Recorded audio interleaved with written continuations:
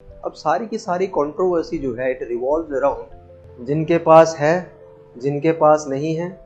जब भी ये टॉपिक जो है वो आता है तो सबका खून खोल जाता है।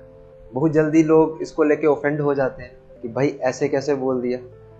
आई don't belong to any kind of reservation category, but in my opinion there must be reservation in the country. That is one simple conclusion. This is the end of the debate. It is merely the conclusion. बीच में इस conclusion पे आना कैसे है उस चीज को लेके काफी ज्यादा क्या है twists and turns, because there are certain pros and there are certain cons when it comes to reservation. And I'm not saying that both are completely right or both are completely wrong, but as per the situation of the country, as per the demography, the nature of the demography of our country, we do need reservation. लेकिन उसको बेहतर किया जा सकता है. So there is always scope for improvement, and there is always scope for improvement in each and every aspect of life, whether that is policy making or preparation of the exams or conducting your life, pursuing any kind of career, learning something new. चाहे आपकी personal life ही क्यों ना हो, there is always scope for improvement. Always remember this. So when we are talking from the reservation perspective, first of all, reservation है क्या असल में? Reservation is a kind of an affirmative action. क्या होता है affirmative action? और क्या ये affirmative action based policy सिर्फ इंडिया में है कि इंडिया के बाहर भी है? So when we are talking about reservation, it is not just restricted or it is not just about India. It is there in the USA also. It is there in the UK also. It is there in the Pakistan. It is there in the New Zealand. It is there in so many countries, and again it is in the India also. लेकिन बाहर का दिखता नहीं है क्योंकि बाहर तो apply नहीं कर रहे हैं लोग. लेकिन बाहर जो एप्लीकेशन का तरीका है वो काफ़ी अलग है.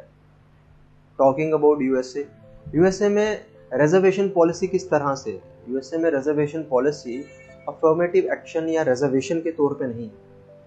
यूएसए की अगर मैं बात करता हूँ, यूएसए की एग्जांपल इसलिए दे रहा हूँ क्योंकि काफ़ी लोग डिबेट्स में ये बोलते हैं कि भाई यूएसए देखिए इतना डेवलप्ड नेशन है, इंडिया एक अनडेवलप्ड नेशन रह गया. Technically India is an undeveloped country. The economy of our country is quite good. It is very good, but technically India is an undeveloped country. We cannot count the metro cities as the sole parameter cities for the developing aspect, and we are not taking PPP into the picture or into the view. हम अभी उन चीज़ों को नहीं लेंगे because we want to look at the majority of the demography of the country, and the majority of the demography of the country says that India is an undeveloped country. That is the harsh truth. Not a lot of people they will agree with this, but technically speaking, as per the political scholars, as per the economists, as per the data, India still comes into the ambit of undeveloped country. Yes, but India is on the road of the transition.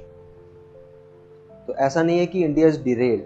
The economy is quite good and our economy is not derailed like the rest of the third world countries also. तो काफ़ी बढ़िया चल रहा है India का, but there are lots of other things that needs to be taken into concern.